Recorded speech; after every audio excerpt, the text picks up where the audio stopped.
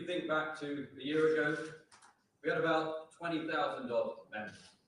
Today, that number has increased almost tenfold in a year to closing in, and who knows, it might even happen during this press conference, 195,000, closing in obviously on 200,000. And if you look at the polls a year ago, Reform UK was averaging about 10% in the polls.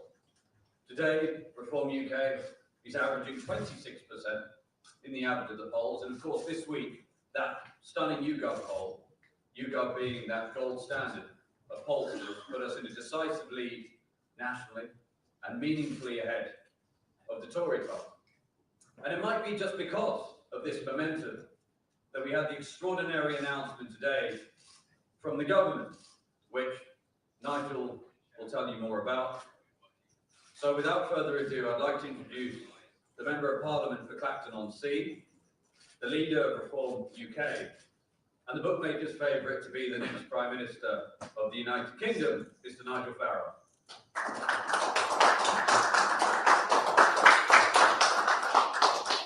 Zia, thank you, and I have to say very fortunate to have a chairman of such extraordinary intellectual ability as, I'm going to call him young Zia, because he really is young, in his 30s, and he's dedicated himself to this cause over the course of the last 6 months in the most astonishing way. And we're bringing tech into the way we run our political party in a way I don't think the Labour and Conservative parties can even begin to understand. And you'll hear a lot more about the way we want Britain to be for the 21st century as we run towards the next general election. I'm here today because over the years, well, over more than 30 years, I've regularly put myself up for election because that's how we do things. We have elections. We have up to set periods of time, and we judge those we voted for, whether we did it done well or badly, and we have the ability to remove them. In fact, it was, if anything, the key motive behind voting for Brexit. 4 years ago, on the first Thursday in May, we had a big set of county council elections. 20 million people were eligible to vote, and it was a massive landslide for the Conservative Party. Boris Johnson was absolutely on the highs. They even managed to win the Hartlepool by-election on the same day, but a lot has changed since then. And not the usual ping pong that perhaps we've seen mostly since 1918, of it being Labour, Tory. There is something of a difference, a change in the political weather, if you may. So I'm standing here today to say we think it is completely outrageous. In fact, despite the fact we're a very happy, optimistic, forward-looking party, we are blooming angry this afternoon that 5.5 million people in this country are being denied their vote on May the 1st this year. And we've got counties like Surrey and East Sussex and West Sussex and Suffolk and Hampshire where elections have been cancelled. Where we are particularly aggrieved is in Norfolk, where we did win the seat of Great Yarmouth. Even under first past the post, we still run the seat of Great Yarmouth in the general election. And in Essex, where James McMurdoch and I both managed to win seats in Parliament, where we came second in 5 of the constituencies, and where the opinion polls now put us as favourites to win Essex County Council. The voters in Essex and Norfolk and Sussex and Hampshire and the Isle of Wight and Thurrock and Suffolk and Norfolk, they will be denied the opportunity to vote on May the 1st this year. The elections are cancelled. Now, I thought that only dictators cancelled elections, but no, this is the connivance of a now terrified Labour Party, and boy, didn't we see that today at Prime Minister's questions. And I was being shouted down from all sides. It was almost like old days in the European Parliament. I was thoroughly enjoying myself. And Conservative-led councils, who of course want to keep their money rolling for at least another couple of years. How long the cancellations last, whether it's 1 year or 2 years or more, we don't know. What we do know is that the reorganisation of local government is going to take up to 3 years to complete. And given the return for a county councillor is 4 years, there is absolutely no justification for cancelling the elections of 5.5 million people other than the cowardice of the existing political class. And that's why we've launched our petition on this, which nearly 250,000 people have signed already. We are flipping angry. This is wrong. The political weather has changed in local government over the course of the last 4 years, and people deserve to have a say. So we'll fight hard and campaign in the areas that are still happening. There are 6 mayoralties being contested as well on the same day. We've announced one candidate so far. The candidate for Hull will be announced in a couple of weeks' time, and the rest will follow in good time. We will put up a candidate in every single district that is up in the unitaries and the counties that are fighting on May the 1st.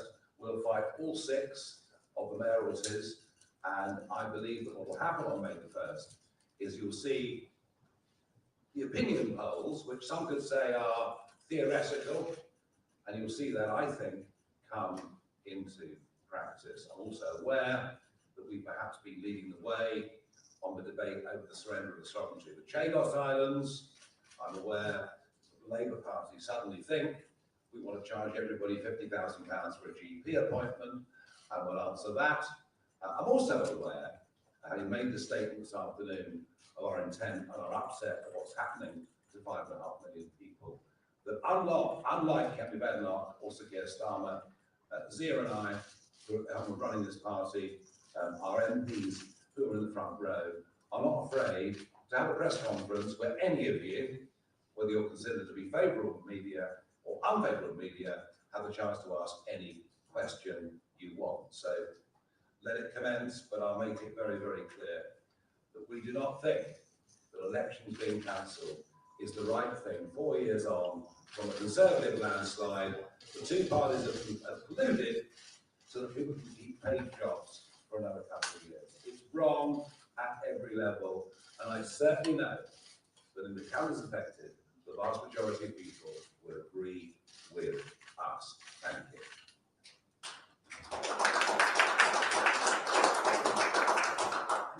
Okay, so in the spirit of that, we'll now take some questions. Yes, please. Please state the organisation that you're from and your name, please.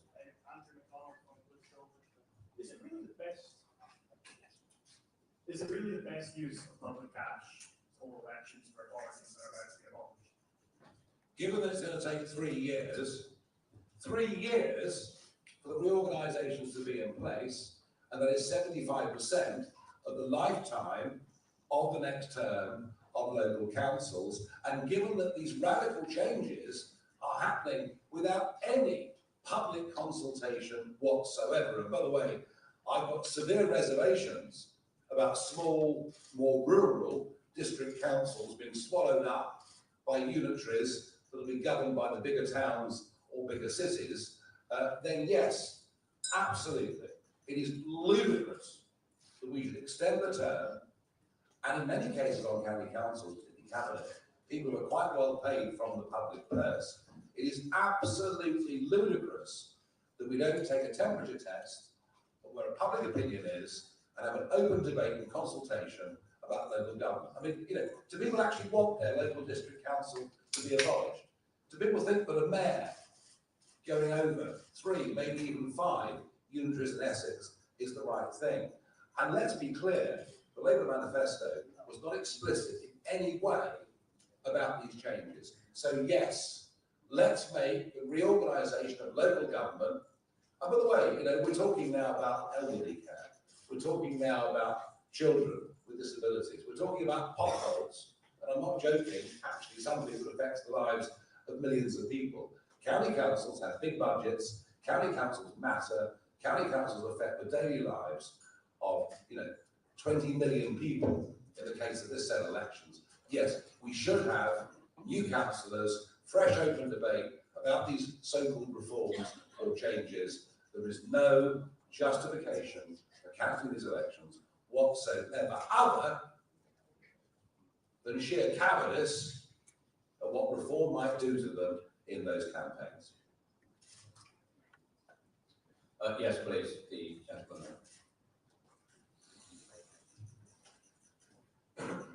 Thank you. Hugo Jai from the iPaper. Nigel, you mentioned planning to stand candidates in every district council. Does that mean standing candidates in every single seat that is going up for election, every single individual council seat? Do you know roughly how many people that would be and how many you've got in place already? So the original offering was for 2,216 seats to be up on May the 1st. Obviously, we didn't know until lunchtime today which ones had been cancelled. So I don't have the exact to the nearest sort of 10 calculation, but it means us putting up 1,500 candidates. And I am absolutely promising, the chairman might win, but I'm absolutely promising that we will put up a candidate in every single district that is up, because we think that Reform now is the opposition in this country to the Labour Party. The Conservatives have self-surrendered that position by their own performance and behaviour. We want everybody to have the vote, the chance, the opportunity to vote for us. So yes. Yeah, I would just add to that, far from wincing, that is, as chairman, I'll tell you, that is what we are here to do.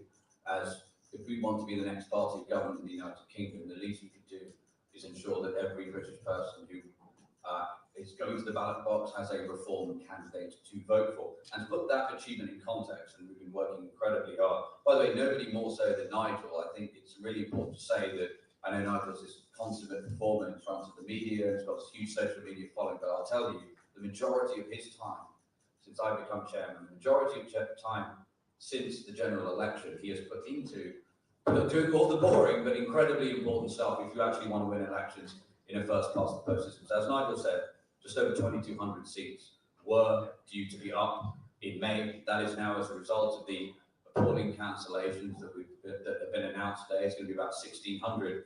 In May last year, Reform UK stood in 7% of the seats that were up, and that was without a vetting process, as all of you will know. And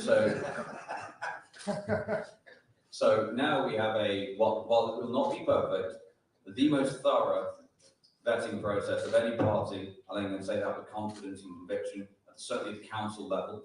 And we will stand, I'll tell you as chairman, we will stand in every single one of those 1,600 seats. It's critically important that we give every single citizen of the United Kingdom eligible to vote the chance to vote for a Reform candidate in May. Yeah, please. Thank you. I can ask on a different topic if that's okay. Donald Trump says he wants to take over Gaza and turn it into the Riviera of the Middle East. Do you agree? I love ambition. The thought of a wealthy, wonderful, thriving place with well-paid jobs, casinos, nightlife, I mean, it sounds very appealing to me. I'm not here to answer on behalf of everything that the Trump administration has to say. What I will say is he's got off to the most extraordinary start as US president. And promises made, promises kept, quite extraordinary.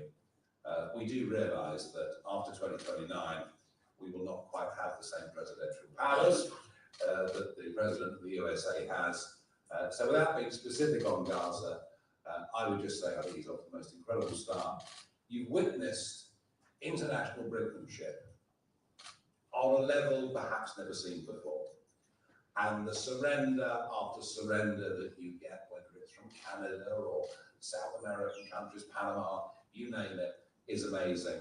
He views tariffs, particularly tariffs, as a transactional tool. Does it amazingly effectively. He can go back to the American people and say, I've got a better deal, I put you first. The worry, of course, is that if the Chagos deal continues, and when the Americans wake up to the lies they've been told by Jonathan Powell, that will be included in the tariff regime that comes from the European Union, well, I've got a feeling that whilst tariffs were used as a negotiating tool with Canada and Mexico, I've got a funny feeling that the tariffs that come from the European Union are intended to stick. And we will find ourselves caught in that regime if they think we've betrayed not just our national interest, not just their national interest, but the interest of the Western world against the ever-increasing neighbouring encroachment of China. Chair. Thank you very much, Harry Wilson, ITV. On local elections, I think you both said before that you were hoping to win hundreds of council seats at these upcoming local elections. How does the cancellation of some of these elections hamper your ability to demonstrate the progress that you say you've made? And secondly, if I may, on Prevent, the review into the Prevent loans at the Southport is out today. And it says that some individuals made the wrong subjective decisions. Do you think individuals involved in that should lose their jobs over the failings in that case? Okay, as far as the elections are concerned, they are cancelling elections in some of the counties in which we expected to do the very, very best. Essex being, in a sense, number one on our hit list. Norfolk being not very far behind. And I'm not knocking our ability in Surrey or West Sussex or whatever it may be, I'm not. But certainly in Essex and Norfolk, I think we have every right to feel seriously aggrieved. As I say, our internal polling shows we're ahead in Essex, with maybe even a chance, of winning enough seats to certainly be in a governing or coalition governing position in that county. So we are really angry about this, but also, as I say, I made the point already, every 4 years, people are entitled to vote for who runs their local council. People are also entitled to be consulted about whether to get rid of the district. I mean, for example, tendering. I'm one of the MPs along with Sir Bernard Jenkins for tendering. Yeah, we've got Clacton, but Clacton's a town. Most of it is villages, small towns, and rural. And yet we're going to be dragged in to a unitary authority where a big city, a big populace will dominate the debate. So it'll be an urban debate that dominates a rural community. So the idea this is devolution, that somehow is bringing power closer to the people, actually will operate in reverse. So I just think from every angle that we look at this, what is happening today is wrong. It's not being discussed. It's not being debated. But why not make it part of the election campaign running up to May the 1st, where different parties, Labour can stand and say, look, this is what we want to do. We can stand saying we don't agree with it. And the Tories can stand pretending they've got a foot in both camps. And that's pretty much where we are in British politics with most debates. No, I'm absolutely, this damages us. This decision damages us in terms of how we can perform on May the 1st. It's not to say we can't perform well. On Southport, I had left the House of Commons by the time the statement came, but Richard Tice, Deputy, was there and will answer that.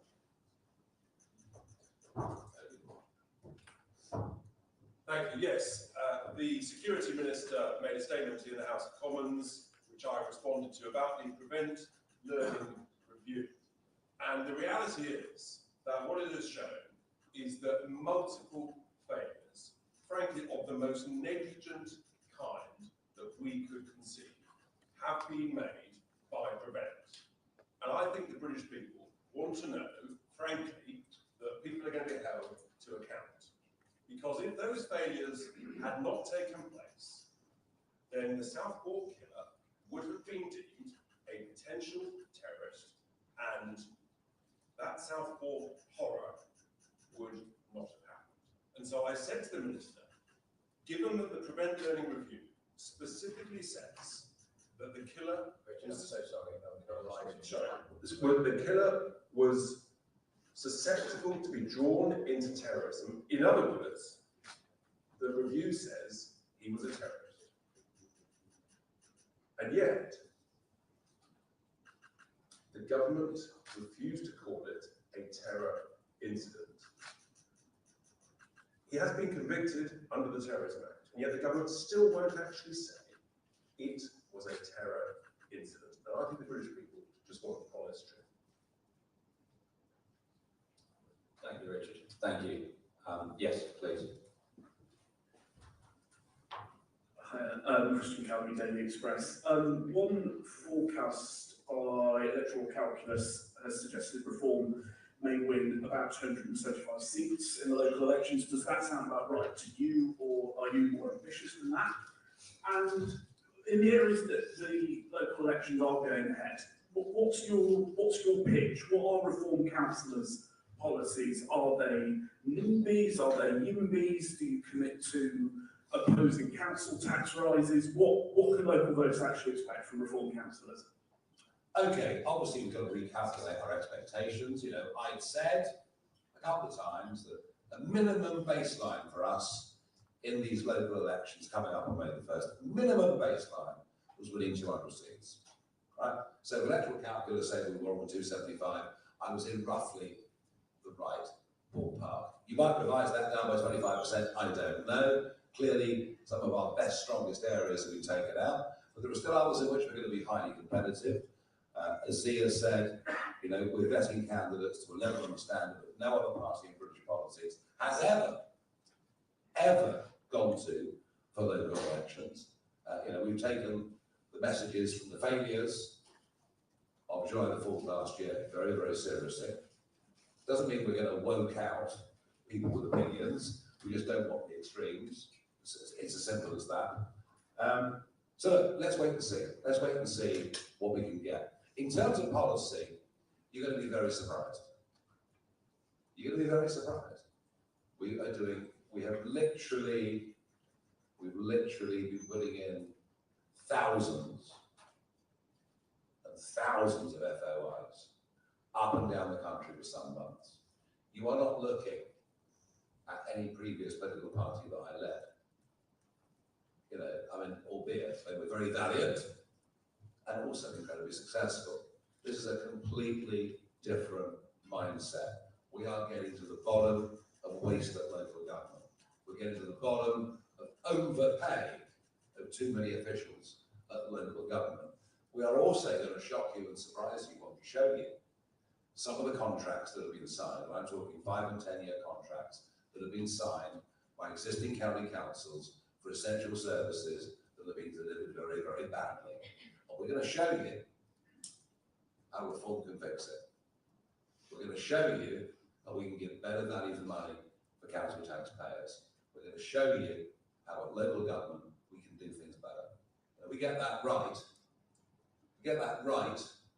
then we'll be able to show you in 2028, 2029, how we can do that at a national level. This is not a flippant campaign. We spent 6 months on this. And as Zia says, most of the biggest job I've had over the course of the last 7 months has been behind the scenes, working with Zia and others, getting us match fit, organised, prepared, planned, ready to do this. May the 1st for us, it really is, in a sense, July the 4th was our first outing. We were like the rookies, going out on a big scale. We got a handful elected and 4 million votes, and that was about what I thought we could achieve. We were held back by some people that shouldn't be part of this. That's never going to happen again. And I want to be clear, we're not messing about. We intend to win the next general election. And you can laugh if you like, but I'll tell you what, people have laughed at me before.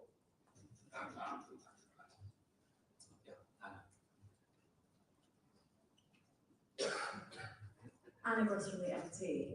You said that you were going to hand over ownership of your party to your members, but Companies House at the moment says that Nigel still owns 70%. I know. Can you just give us an update on when that's going to happen and what the process is at the moment? Anna, you are so right. You are so right. I still have this massive liability around my neck. If it all gets wrong or we get sued for millions, it's me that picks up the bill. There's nobody keener to get rid of the ownership of the party than me. See what I'm doing. So one of the things about doing things professionally is actually doing things properly. And according to our lawyers, what we are doing in terms of converting a company limited by shares into a company limited by guarantee of an organisation of this scale is without precedent. That's what our lawyers tell me, and I have no reason to doubt that. So we're doing this properly. I would argue nobody moves faster in British politics than Reform UK, but we've been doing it properly. And the good news is, as a result of all of that hard work, we will have something to announce within the next 7 days with regards to. Yes, please. Thank you. Thanks very much. Gary Gibbon, Channel 4 News. Some people might be scratching their heads a bit. There's a conspiracy theory in your mind that Labour wanted to frustrate a bunch of local elections, which they might have quite enjoyed watching. You and the Tories scrap it. That's what the narrative looked like me. I don't quite understand.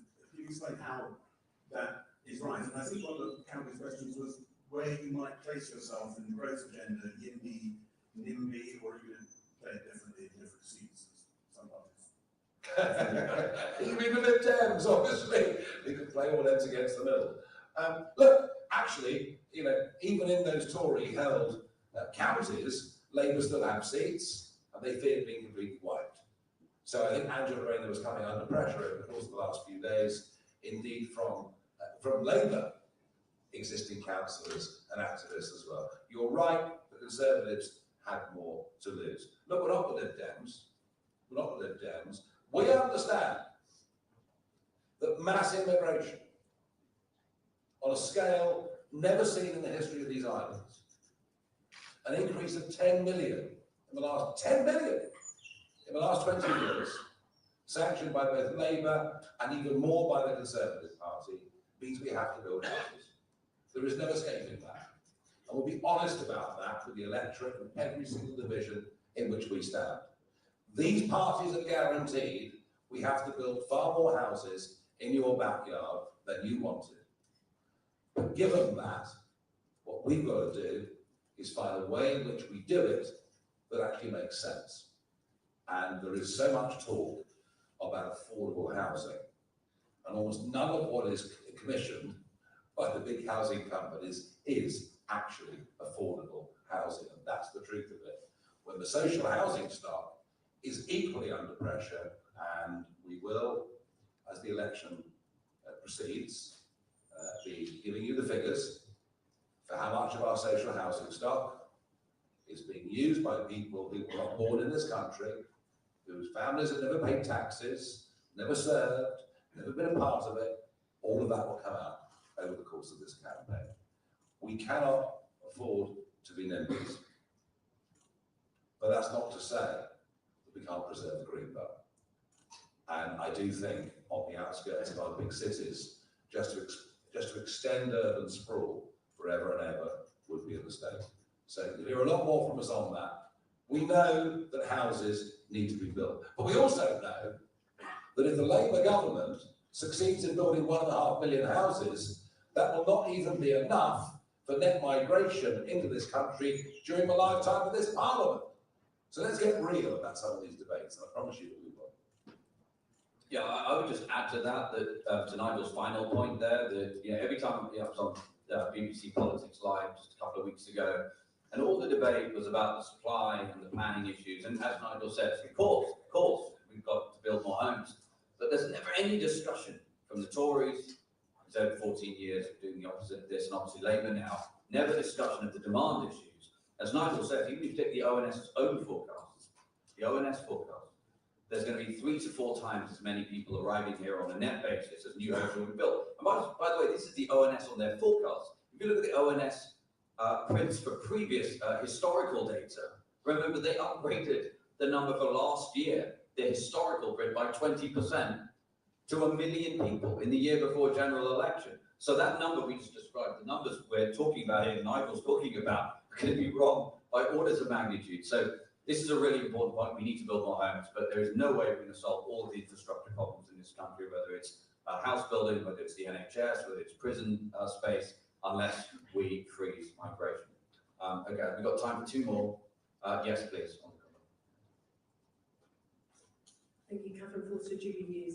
You said you're going to stand 1,500 candidates. How many of those do you already have selected now? And also the other day, Zia Yusuf said, President Trump has literally gotten more done in 14 days than the Tories did in 14 years. Would we see echoes of what's happening in the States if you form the next government?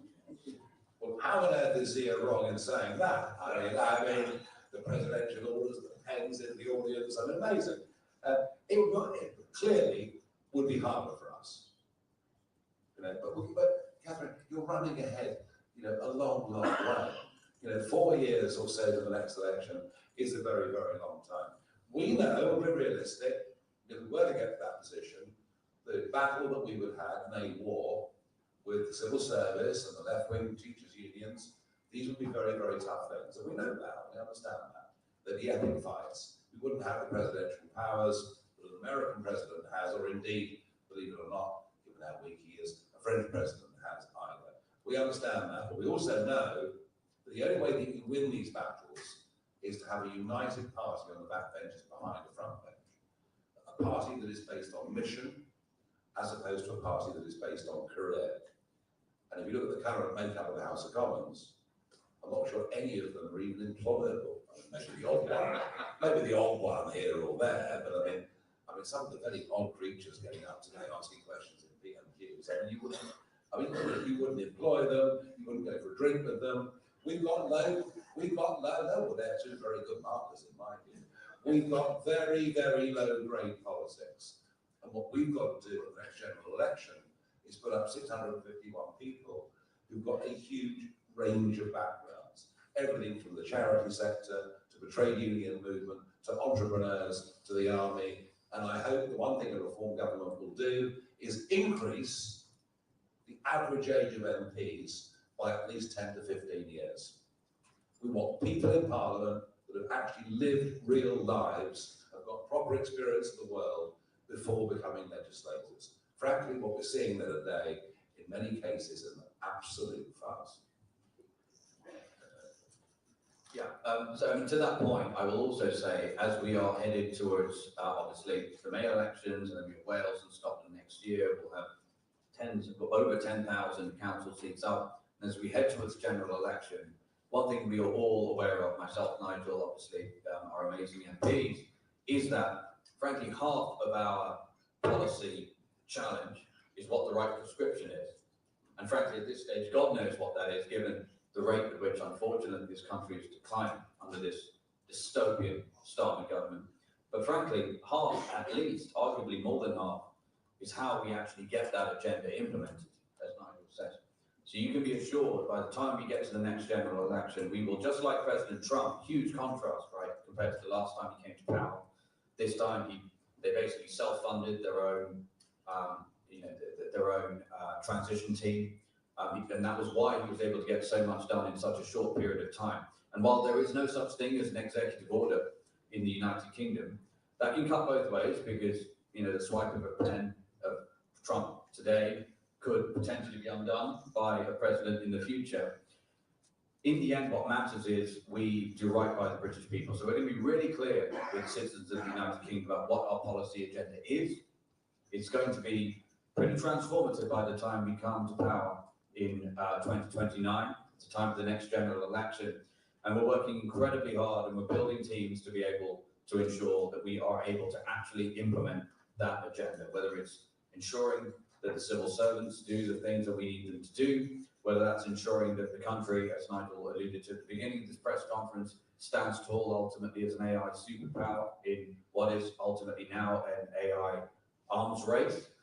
Similarly, ensuring that our policies, the things that British people literally voted for, are not struck down by other powers inside the United Kingdom. Nigel's campaigned for decades on the sovereignty of the British people and their ability to vote out people who do not represent the interests of the British people. Denied today to 5.5 million people.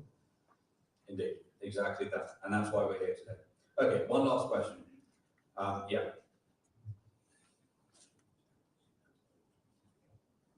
Thanks. Peter Manson, I think, is finally making it to Washington. And so I wondered, Nigel, have you got any advice for him, or has he asked for any advice in the past few weeks? And then secondly, Rupert Lowe, your colleague, said the Tories need to remove Lib Dem MPs before reform would consider a non-impression pact. Is that a view you share? Well, the Lib Dem MPs are in the majority in the Conservative Party, as far as I can see. I've never met a more conceited, arrogant bunch of human beings in my life. They are so stuck up. They're quite extraordinary. And if that's what the Conservative Party is, no wonder they're in such terminal decline. Peter Mandelson. So I got to know Mandelson, of course, because he was EU Trade Commissioner for 5 years, going back 15, 20 years. Master of his brief, no question about that. Absolutely brilliant on the detail. One of the great globalists, no question about that. done his absolute best to eradicate the nation state over the years. Great mates with Deripaska and all the big billionaires who benefit from corporate rules and law. Look, you know, I mean, you said to me, Peter Mandelson or Cathy Ashton, put your hands up, I'd choose Mandelson, I suppose. Is he the right man to be our ambassador in Washington? Well, you know what? The amount of importance or access he gets will depend on Team Trump and how much they want to deal with it. I think he might find it difficult to get as much access as he wants, because he's kind of just not Donald Trump's kind of guy. But I wouldn't share with you any private conversations we might or might not have had, because I'm much too discreet for that.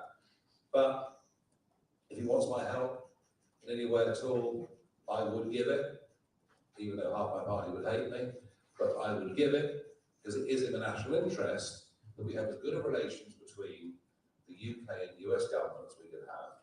But I want to just reiterate that so much of this depends on Chagos, far more than any of you are giving credit for. Jonathan Powell, our National Security Advisor, is a proper old Blairite smoothie, all right? He's been going around DC, meeting incoming cabinet ministers, meeting senior advisors, telling them that we have no option but to give up the sovereignty of the Chagos Islands. And given that dire position, and given how important Diego Garcia is, that what they've done is the best possible salvage job of a difficult situation. And Powell has been going around DC making that argument, and they've been believing it. One, because he is sort of rather charming and British, you know, that sort of quite often works in the USA. And secondly, because they've got other priorities. Gaza was asked about earlier, the new Riviera, the ending of the Ukraine war, the trade disputes with Mexico, with China, with Canada, with whatever. So Diego Garcia is low down the list of American priorities. But let me promise you, and I was speaking into the early hours of this morning with senior figures in the incoming administration. You know, when you actually tell them, no, this was an ICJ judgment which has no force of law over Commonwealth countries whatsoever. It is merely advisory, and it's a court that is so utterly disrespected that America is not even a member of it. When you explain that bit, the scales begin to fall from the eyes. And I felt I was making more progress last night on this than I've made perhaps at any point over the course of the last few weeks. So you've had the initial reservations from Marco Rubio, Mike Waltz, others. But I promise you, if this gets rushed through in the next 10, 12 days, falls through Parliament with a massive parliamentary majority, forget Peter Mandelson. He won't even matter. Forget the special relationship.